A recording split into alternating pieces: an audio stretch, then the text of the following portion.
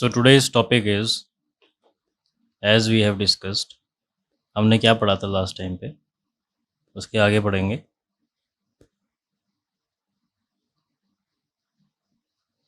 Chain serving के अंदर सबसे पहले जान लें कि चेन सर्विंग क्या है। तो ये है क्या, it is a method which is used for measuring horizontal distance। Horizontal distance निकालने के लिए एक मेथड है। इसमें क्या क्या तो इंस्ट्रूमेंट जो हैं यूज़ होते हैं, पहले ये जान लेते हैं। सबसे पहले आता है length measuring device. Length measuring device में किस किस चीज़ से हम लोग लेंथ मेजर कर सकते हैं, तो वो होता है या तो टेप या फिर चेन। या तो टेप होता है या फिर चेन होता है। दूसरा है इसमें रेंजिंग डिस्टेंस के लिए, डिस्टेंस नहीं कहेंगे, रेंजिंग डिवाइस। रेंजिंग डिवाइस के लिए एक तो इसमें होती है रेंजिंग रॉड इस्तेमाल, और दूसरी इसमें होती है ऑफसेट रॉड।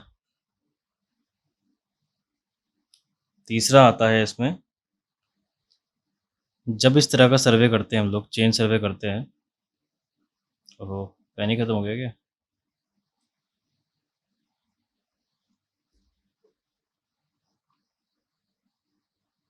चेन सर्वे करते हैं तो लोकेशन के लिए, ताकि लोकेशन कैसे मार्क करी जाए, लोकेशन ऑफ स्टेशन, ये या तो हम यूज़ करते हैं पेग्स को या फिर यूज़ करते हैं एरोस को। जो मेन स्टेशन होते हैं वो पेग्स द्वारा या पेग्स की सहायता से दिखाए जाते हैं, और जो इंटरमीडिएट होते हैं स्टेशंस, वो हम एरोस की हेल्प से दिखाते हैं।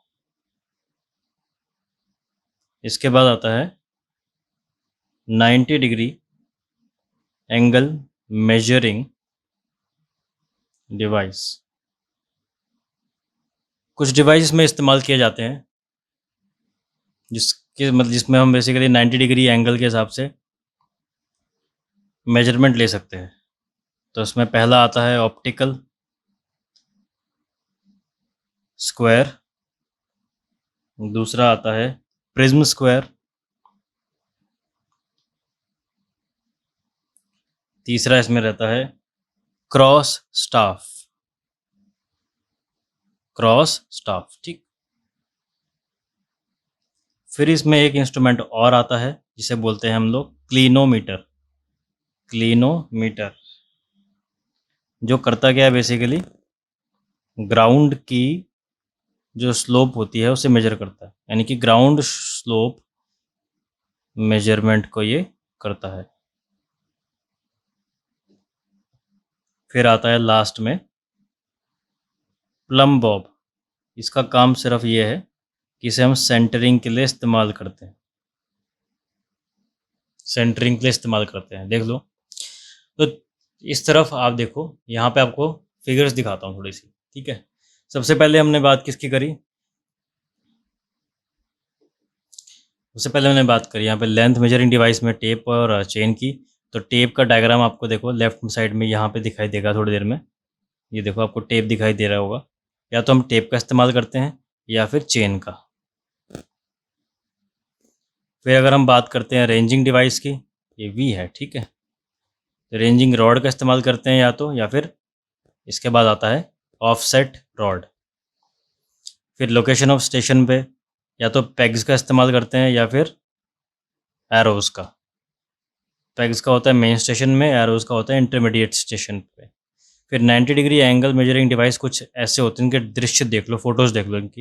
ये ऑप्टिकल स्क्वायर है, फिर आ गया आपके पास प्रिज्म स्क्वायर, फिर आ गया क्रॉस स्टाफ।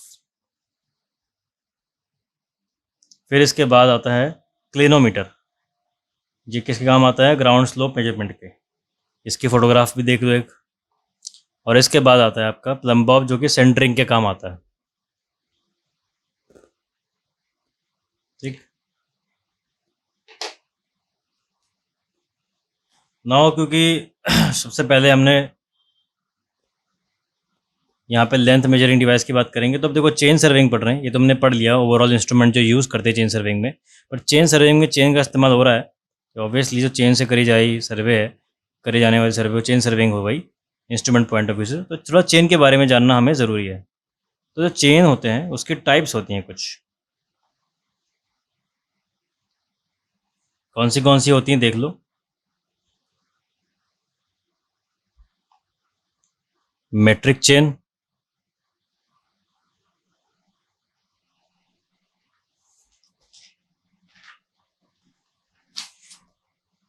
मेट्रिक चेन हो गई। गंटर्स चेन,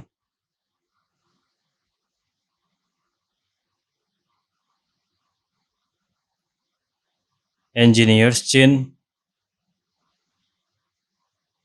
फोटो स्क्रीन पे दिखाई दे रही होगी आपको।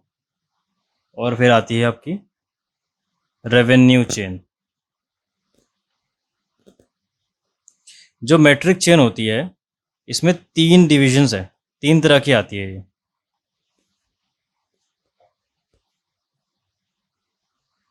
20 मीटर, 30 मीटर और 30 मीटर एक और। ये ओल्ड पुराने इस्तेमाल की जाती थी। अब है क्या इसमें फ़र्क? तो 20 मीटर वाली है, इसमें 100 लिंक्स होते हैं। 30 मीटर वाली में 150 लिंक्स होते हैं। और 30 मीटर वाली में होते हैं, ओल्ड पहले जो इस्तेमाल करी जाती थी उसमें होते थे 100 लिंक्स। ये बात हमको याद रखनी है। मेट्रिक चेन का मेजरमेंट मीटर में होता है। ठीक है। लिंक्स क्या होते हैं? लिंक्स बेसिकली, अगर डायग्राम देख पा रहे हो यहाँ पे, ऐसे तो यहाँ पे एक डायग्राम दिखा देता हूँ तुम्हें इस तरफ, लेकिन फिर भी यहाँ पे भी देख लो एक बार।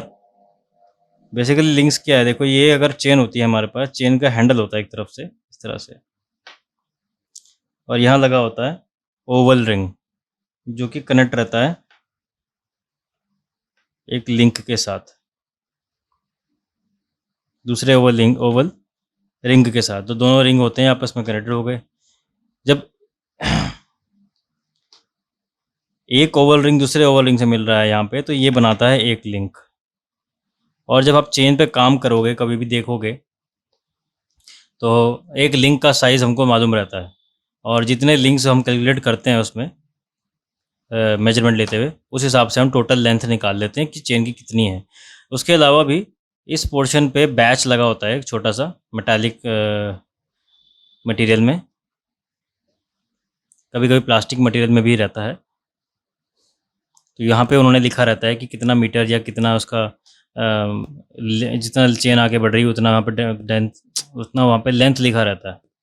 ठीक है। अब इसके बाद अगर हम बात करें गंट्रस चेन की, तो गंट्रस चेन जो है वो फीट्स में मेजर की जाती है, और इसकी लेंथ टोटल जो होती है 66 फीट होती है, जिसमें कि 100 लिंक्स होते हैं।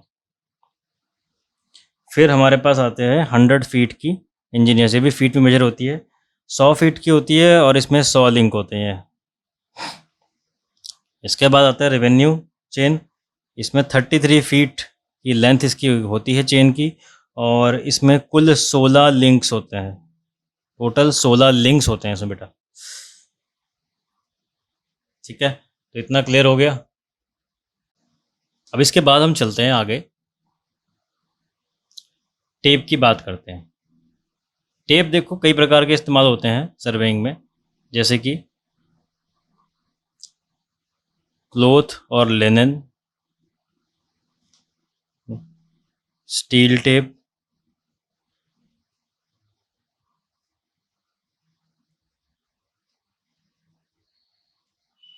इनवार टेप,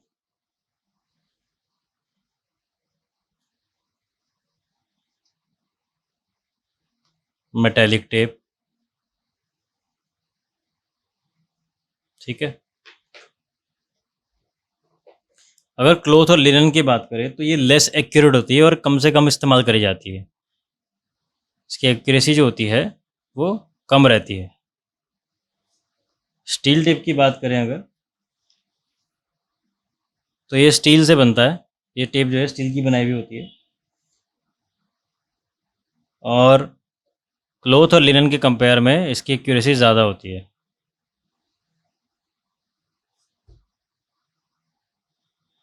इसको आप इजीली खींच नहीं सकते एक तो, ठीक, और वाटर प्रूफ तो होती ही है। प्लस उसके बाद आती है Invar tape. Invar tape basically जो है निकल होता है, एक मेटल हो गया, निकल के अलॉय से बनती है ये। एक्यूरेसी बहुत ज़्यादा हाई होती है, सभी से ज़्यादा एक्यूरेसी इनवार टेप में मिलती है। और इसका यूज़ हम बेस लाइन मेजरमेंट के लिए अक्सर करते हैं, क्योंकि एक्यूरेसी की वहाँ पे रिक्वायरमेंट बहुत ज़्यादा हो जाती है बेस लाइन में। बेस लाइन जैसे कि पुरानी क्लास में पता होगा कि बेस लाइन क्या हमने बताई थी आपको जब हम चेन सर्वे का शुरुआत कर रहे थे। और अगर बात करें मेटालिक टेप की, तो मेटालिक टेप जो होती है वो ब्रास, कॉपर एंड ब्रॉन्ज, इससे मिलकर बनती है।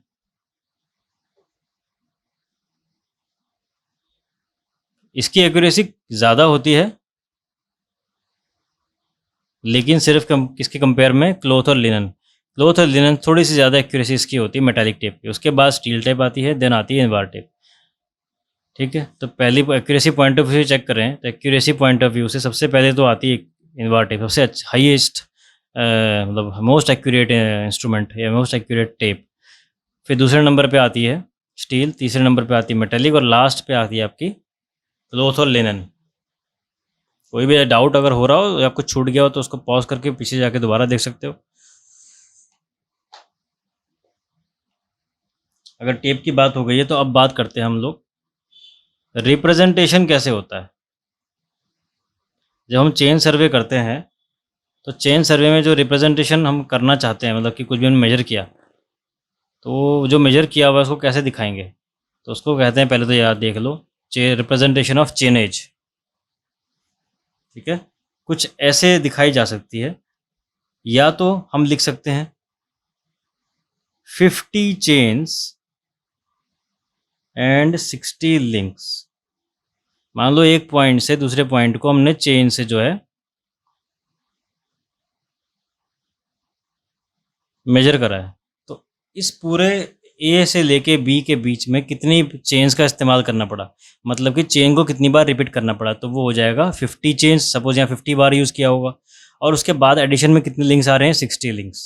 अब एक चीज़ याद रखना, ये 60 लिंक्स हैं, ठीक है, यानी कि जोन सी भी चीज़ हम चेन हम इस्तेमाल कर रहे हैं उसमें 60 लिंक से तो ऊपर ही है। तो यानी कि रेवेन्यू चेन की बात तो हम अभी नहीं कर रहे इस एग्जांपल में। ठीक है, तो रेवेन्यू चेन को छोड़ के कोई और चेन हो सकती है, कोई भी और चेन हो सकती है, चाहे तो वो इंजीनियर्स हो सकती है, घंटर हो सकती है, या फिर ये मैट्रिक भी हो सकती है। इसके बाद कैसे रिप्रेजेंट कर सकते हो, एक और तरीका हमारे पास है, हम ऐसे भी लिख सकते हैं 50 प्लस 60 चेन्स। एक इस तरह से भी मेजरमेंट को दिखाया जा सकता है। फिर एक तरीका होता है 50 इंटू 60 चेन्स। और अगर डिस्टेंस के टर्म में दिखाना चाहते हो, इन टर्म्स ऑफ डिस्टेंस अगर दिखाना चाहते हो आप, तो वो कैसे आएगा, सपोज 20 इंटू 100 लिंक्स, ऐसे रिप्रेजेंटेशन करा हुआ है। 20 चेन है और 100 लिंक है, तो उसको डिस्टेंस में कैसे दिखाएंगे, 50 into 20 plus 20 divided by 100 into 60, that is 1012 metre. ठीक है, ये कोई बात नहीं, अगर ये समझ में नहीं आता है इसको आज से भी आगे न्यूमेरिकल करेंगे तो समझ में आ जाएगा। फिलहाल रिप्रेजेंटेशन की नॉलेज के लिए जान लो कि इन 4 तरीके से रिप्रेजेंटेशन करा जा सकता है चेनेज का। अब आ जाइए, इसके बाद हम बात करेंगे अभी कि जब हम मेजरमेंट लेते हैं तो उसका जो मैप तैयार होता है चेन सर्वेइंग करने के बाद, तो वो किस तरह से हम लोग उस पूरे रिकॉर्ड को कैसे मेंटेन करते हैं। तो इस पहले तो जान लो इसे क्या बोलते हैं, measurement book used in chain survey. Surveying करते हुए हम एक फील्ड बुक को साथ लेकर चलते हैं, जो कि हम लोग जब भी साइट पे जाते हैं या फिर हम सर्वे करते हैं तो फील्ड पे जो ऑब्जर्वेशंस लेनी होती हैं, जो भी डायग्राम्स बनाने होते हैं, मैप्स बनते हैं छोटे मोटे, उसको हम वहीं पे जो नोट करते हैं वो फील्ड बुक में आता है। तो ठीक है, तो फील्ड बुक की जो बुकिंग होती है, यानी फील्ड बुक में जिस तरह से हमने डेटा को फीड करना है, दर्ज करना है, जिस तरह से वो कैसे होगा देख लो। सपोज़ आपके कॉलेज की कोई ये सड़क है, आपने यहाँ से लेके यहाँ तक एक ही चेन का इस्तेमाल किया है, ठीक है, कोई भी एक चेन है, ऑब्वियसली वो एक मैक्सिमम डिस्टेंस से कमी होगी ना। सपोज़ यहाँ से आप यहाँ तक गए, अभी आप सपोज़ ये मैट्रिक चेन का इस्तेमाल कर रहे हो, ऐसे एग्जांपल ले लो कि मैट्रिक चेन यूज़ कर रहे हो आप यहाँ पे, तो मैट्रिक चेन मैक्सिमम कितनी होगी, 30 मीटर की। सपोज ये 30 मीटर का डिस्टेंस मेजर कर रहा है। अब यहाँ से हम लोग जैसे ही आगे गए तो कुल ऐसे कितने लिंक होते हैं, या तो 100 होते हैं या तो कितने होते हैं, 100 होते हैं या फिर होते हैं 150 ना। सपोज इस 150 लिंक वाली, 150 भी नहीं कर सकते, चलो 150 लिंक वाली है। तो सपोज यहाँ से 20 लिंक्स पे सीधे जाके फिर चेन का इस्तेमाल करके हमने एक पॉइंट को लोकेट करा। यहाँ पे क्या है, एक ट्री है सपोज, ठीक है, और ये डिस्टेंस जितना भी होगा चेन एज को डिस्टेंस में कन्वर्ट करके इतने लिंक्स आए। सपोज यहाँ पे हमने कहा भाई 10 लिंक है, तो एक लिंक का डायमेंशन जितना भी है उसको मल्टीप्लाई कर देंगे 10 से, तो आपका टोटल डिस्टेंस आ जाएगा यहाँ पे, ठीक है। इसको हम x1 लेके चल देते हैं। ऐसे ही सपोज यहाँ पे जाके एक पेड़ और है, उसे कैसे कैलकुलेट करेंगे, तो इस सड़क से सीधे से यहाँ पॉइंट पकड़ा, एक यहाँ पे भी चेन एज लगाई और पता लगा लिया कि इतनी दूरी पे जो है एक पेड़ और है, और एक इतनी दूरी पे यहाँ तो है ही, L1 इसको कर लो, इसको L2 कर लो, ऐसे ही चलता रहेगा। तो इस तरह से हमेशा वर्टिकली हम लोग चेन एज को रिप्रेजेंट करते हैं फील्ड बुक में। तो जब भी हम कभी साइट पे जाएंगे, फील्ड पे जाएंगे, तो याद रखेंगे कि किस तरह से चेन एज के डेटा को फील्ड बुक पे रिकॉर्ड किया जाता है। अब इतना समझने के बाद हम चलेंगे most important topic of chain surveying, जिस पे हम लोग काम करने वाले हैं। वो है जो बहुत बार पूछा भी जाता है आपसे और बहुत इंपॉर्टेंट टॉपिक है, इसका नाम आपको पता ही होना चाहिए। उसका नाम है एरर्स इन चेन सर्वेइंग। तो चलो शुरू करते हैं। Correction in errors in chain surveying शुरू करते हैं। तो सबसे पहले देखो, एरर चेन सर्वेइंग करते हुए बहुत सारे एरर आते हैं।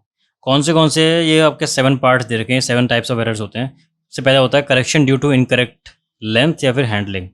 दूसरा होता है करेक्शन ड्यू टू स्लोप। तीसरा correction due to alignment. Fourth correction due to temperature. Fifth correction due to pull. Then correction due to sag, and last is correction due to mean sea level. तो ये 7 types of इसमें corrections हम लोग करते हैं, मतलब कि इतने टाइप्स के एरर आते हैं तो उस एरर को रिमूव करने के लिए करेक्शन किया जाता है, ठीक है। तो सब इसको हम डिटेल में पढ़ेंगे वन बाय वन। सबसे पहले हम लोग बात करेंगे correction due to incorrect length. ये करेक्शन करने से पहले ये जान लेंगे ये एरर आता कब है, इसमें हमको करेक्शन करने की ज़रूरत पड़ती है। ये एरर आता तब है कि मान लो एक चेन जो है ना, एक बॉक्स के अंदर आती है बंद होकर, जो उसकी पैकेजिंग रहती है, और उसके ऊपर लिखा रहता है कि ये कितने मीटर की चेन है, ठीक है। तो अगर मान लो चेन के बॉक्स के ऊपर लिखा है, सपोज यहाँ पे लिखा हुआ है कि 30 मीटर की चेन है, मेट्रिक चेन की बात करें, सपोज 30 मीटर की चेन है, और इसमें कितने लिंक है, 150 लिंक है।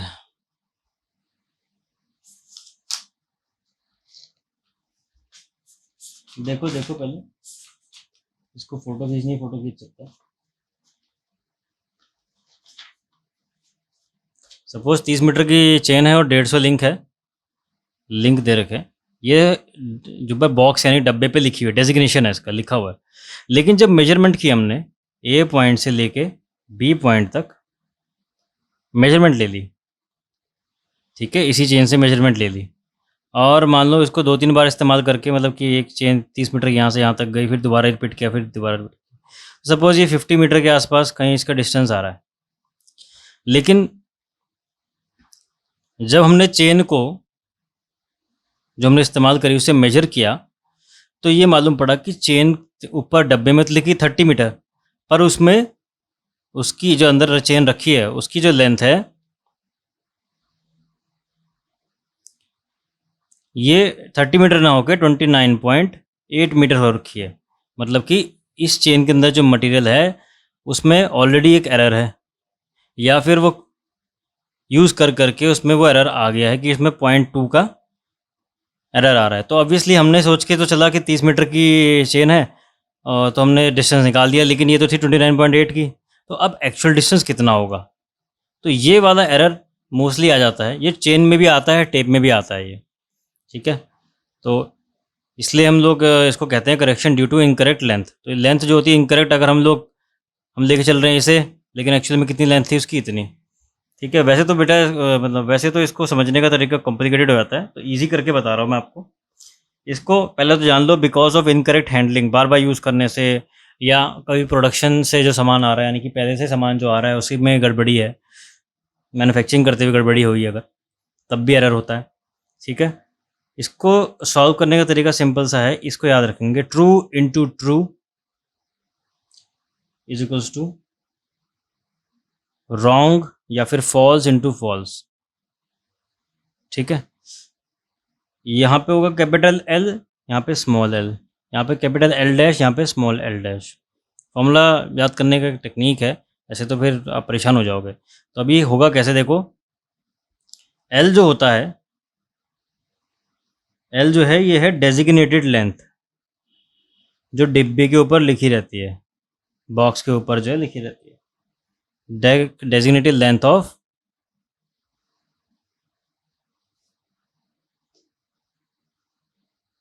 चेन या फिर टेप, जो भी चीज़ हम इस्तेमाल कर रहे हैं। स्मॉल एल क्या होता है? स्मॉल एल है कि जो हमने बाद में चेक करने के बाद उसकी एक्चुअल जो आई length, true length of chain या फिर टेप, जोन से जो भी यूज़ कर रहे हैं। फिर आता है हमारे पास एल डैश, और फिर आता है स्मॉल एल डैश। तो कैपिटल एल डैश क्या है? Measured length of line. जो हमने गलती से जैसे 50 मीटर लेके चल लिए, तो ये मेजर्ड लेंथ ऑफ लाइन आई। लेकिन एल डैश क्या है, स्मॉल एल डैश क्या है? True length of line, true length of line, जो कि हमें पता करनी होती है। तो हम लोग क्या करते हैं, इस तरह से इसको लिख देते हैं, L into capital small L, capital dash into small L dash. हमको निकालना होता है क्या, हमें निकालना होता है एल डैश। तो एल डैश कैसे निकलता है? Capital L into small L upon के एल डैश। तो इस फॉर्मूले की सहायता से हम लोग का निकाल लेते हैं ये ट्रू लेंथ, ठीक है।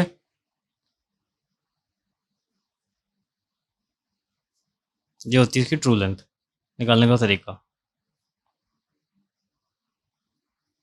या फिर एक तरीका और है जो लॉन्ग कट में यूज़ करते हैं लोग, कि हमने पता करा कि भाई ये तो 13 मीटर ना करके 29.8 है, तो अब याद करेंगे कितनी बार चेन रिपीट हुई है। अगर 3 बार रिपीट हुई है तो फिर उतना डिफरेंस करना पड़ेगा डिडक्ट। तो डिडक्शन में क्या है, मिस्टेक होने की चांसेस होती है, तो हम इस वाले फॉर्मूले को इस्तेमाल करते हैं, डायरेक्ट आंसर आता है। देख लो, इसको फ़ोटो खींचनी, फ़ोटो खींच लो।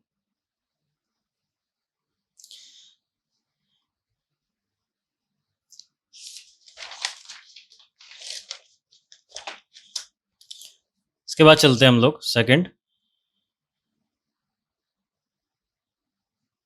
क्या था, करेक्शन ड्यू टू बताओ सेकंड क्या था? Correction due to slope. क्या है ये?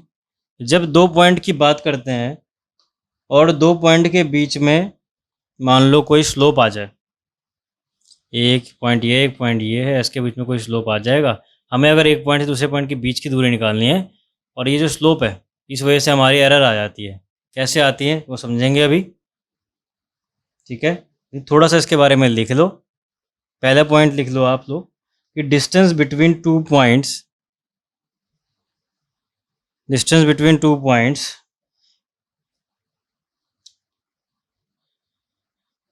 On ground should be taken as horizontal distance.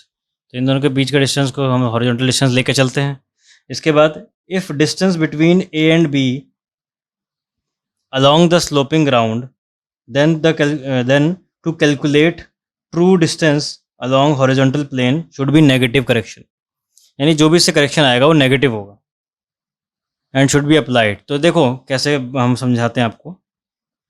सोचो, उससे पहले तो MSL जान लो क्या होता है। मेन सी लेवल होता है, जिसको नहीं पता एक बार नेट पे पढ़ लो, अदरवाइज मैं बता दूँ। मेन सी लेवल क्या है? फिक्स्ड पॉइंट होता है अर्थ का, जिसके पैरेलल में ग्राउंड सरफेस की बात करें तो सारे पॉइंट सेम होते हैं। मतलब मीन सी लेवल हमारा फिक्स रहता है, ये फिक्स पॉइंट है, ये चेंज नहीं होता है, ठीक है? या फिर मीन सी लेवल पे कभी और क्लास करेंगे, आप लोग कमेंट कर देना या मुझे बता देना। मीन सी लेवल पर अलग से क्लास कर लेंगे। मीन सी लेवल को एकदम से एक झटके में नहीं बताना, ठीक है? तो तरीका है बताने का उसका भी। अब देखो क्या है कि ये तो ग्राउंड सरफेस हो गई, ग्राउंड सरफेस, और ये हमारे पास क्या है? इस पॉइंट से लेके इस पॉइंट तक की दूरी, इसको कह लो HA। लेकिन जो अगली सरफेस है ना वो यहाँ नहीं है, ठीक है? इसको ज़रा ध्यान से रखना। ये यहाँ से ना ऐसे स्लोप जा रहा है पूरा इस तरह से, और जो अगली सरफेस है वो यहाँ पे जाके है। और यहाँ से यहाँ तक की जो दूरी है वो कितनी है? HB। अपने को डिस्टेंस निकालने का है कौन सा? यहाँ से ये वाला, मतलब इससे इसके बीच की दूरी कितनी है? ए पॉइंट से लेके, इसको ए पॉइंट कह लो, इसे बी पॉइंट कह लो। ये ग्राउंड लेवल है, ग्राउंड सरफेस, ये भी ग्राउंड सरफेस यहाँ पे है। तो ये बीच में स्लोप आ गया, उठ गया नहीं इस धरती। तो अब ए से बी पॉइंट की दूरी पूछी जा रही है, तो वो निकलेगी कैसे? अगर तो जितनी ये है उतनी ही ये होती तो बात थी, लेकिन ए से बी की जो दूरी है हॉरिजॉन्टल ली जाती है हमेशा, इसमें बताया जा रहा है। तो अगर हम हॉरिजॉन्टल लेंगे तो भाई ए से बी तो दिख जाएगा सामने सामने, लेकिन ये स्लोप आ गया बीच में, बहुत बड़े एक पहाड़ सा टाइप का आ गया। तो अब क्या करेंगे ज़रा देखो, यहाँ से कर्व डालो अगर तुम, तो इतना एरिया जो है ना, या इसकी अगर लाइन की कर्व डालते हैं ना इस तरह से, ये वाली लाइन की कर्व डालो इस पर, तो यहाँ कहीं बाइसेक्ट हो रहा है इस तरह से, यानी कि इतना एरिया जो है फालतू में मेजर हो रहा है, जबकि यहाँ से यहाँ की जो दूरी है वो सिर्फ इतनी है। अगर यानी कि मैं कह सकता हूँ कि अगर यहाँ से यहाँ की लेंथ L है, तो यहाँ से यहाँ की जो लेंथ है ये भी L ही होगी। लेकिन क्या है, इतना फैक्टर एक्स्ट्रा आ जाता है, और हमें जो डिस्टेंस निकालनी है वो यहाँ से यहाँ की है। लेकिन ये बीच में पहाड़ आने की वजह से हम क्या करते हैं, इसी को बाइसेक्ट कर रहे होते हैं, लेकिन ये वाला हिस्सा एक्स्ट्रा ले लेते हैं, जबकि हमें ए से बी की हॉरिजॉन्टल डिस्टेंस निकालनी होती है। अगर तो क्या करना होता है, अब यहाँ से ए से लेके बी पॉइंट तक की दूरी को हमने मान लिया है L0, ठीक है? जाहिर सी बात है, यहाँ से यहाँ L0, यहाँ से यहाँ L, तो ये कितना हो जाएगा? L0 माइनस L, सिंपल सी बात। ये L और ये L बराबर है, यहाँ से कर्व मारेंगे तो इतना यहाँ पे आएगा। ये वाला एरिया फालतू होता है जो कि हम बेमतलब में ऐड कर रहे होते हैं, जिसका कोई तुक नहीं है। ये होता है एरर, और इसको बोलते हैं करेक्शन, इसीलिए डिडक्ट होता है टोटल लाइन में से, ठीक है? अपने को इस लेंथ की बात हो रही है, इस लेंथ की, तो ये लेंथ किसके बराबर है? इसके बराबर है। लेकिन अगर हम यहाँ से मेजर जब यहाँ कर रहे होते हैं तो ये टोटल ले रहा होता है, इसको भी ऐड कर रहा होता है। हमें ए से बी की हॉरिजॉन्टल डिस्टेंस पता करनी है, और ये वाला हिस्सा फालतू आ जाता है। अब जान लो ये एच है यहाँ से यहाँ है, एच बी यहाँ से यहाँ है, तो ये वाला हिस्सा कितना होगा? H B minus H A. ठीक है। अब ये जो है ना, इसको वैसे तो एरर है, पर इसके करेक्शन को क्या बोलेंगे, सी स्लोप। तो सी स्लोप जो है साहब निकलता कैसे है, अभी अभी आप ही ने मुझे बताया कि टोटल में से इतना माइनस कर दो तो ये स्लोप निकल जाएगा, सी स्लोप करेक्शन की जितना भी है, और ये नेगेटिव होगा। ठीक है, टोटल में से माइनस हो जाएगा ये, यानी एल नॉट में से माइनस कर देंगे, तो एल नॉट माइनस एल। ठीक, लेकिन अब ये एल कैसे फाइंड आउट करोगे, तो एल फाइंड आउट करने के लिए सिंपल सी कहानी लगाओ, ये जो है H B minus H A, इसको मान लो सिंपल एच। ठीक है, सिंपल एच। अब क्या लगाओ, लगाओ जी पाइथागोरस थ्योरम। पाइथागोरस थ्योरम कैसे निकालोगे, देखो ये वाली एल और ये वाली एल तो बराबर है, तो हम इस वाली एल की बात करें अगर, तो पाइथागोरस थ्योरम के अकॉर्डिंग क्या होगा, पाइथो के हिसाब से, पाइथो थ्योरम के हिसाब से क्या हो रहा है, पाइथागोरस थ्योरम पूरा लिख दिया मैंने, शॉर्ट में लिख दिया, ठीक है, ऐसा मत समझ लेना कहीं। तो क्या हो जाएगा देखो, एल बराबर अंडर रूट एल नॉट का स्क्वायर माइनस एच स्क्वायर।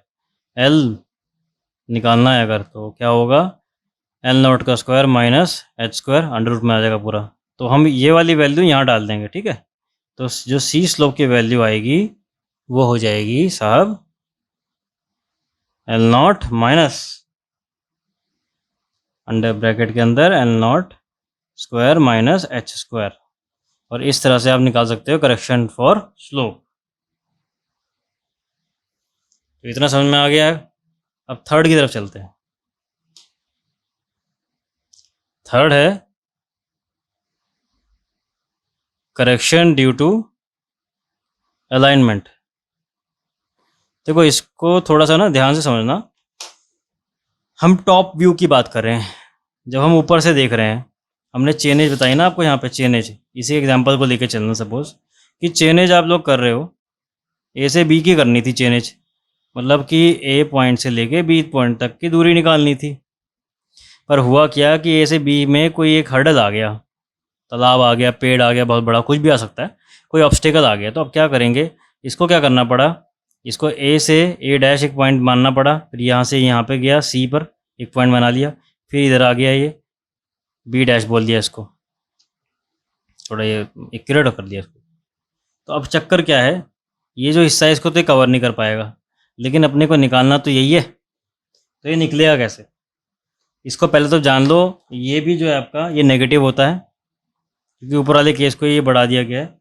इसको अगर बीच में डिवाइड कर दो इस तरह से, तो ये हो गया एच, ये हो गया एल, और ये हो गया एल नॉट। सेम कहानी वही वाली है, ये एल जब इस पर कर्व ऐसे काटेगी इस तरह से, तो ये वाला हिस्सा फालतू बनेगा, तो ये वाले इस वाले एल और इस वाले एल को जोड़ के टोटल डिस्टेंस बन जाएगा।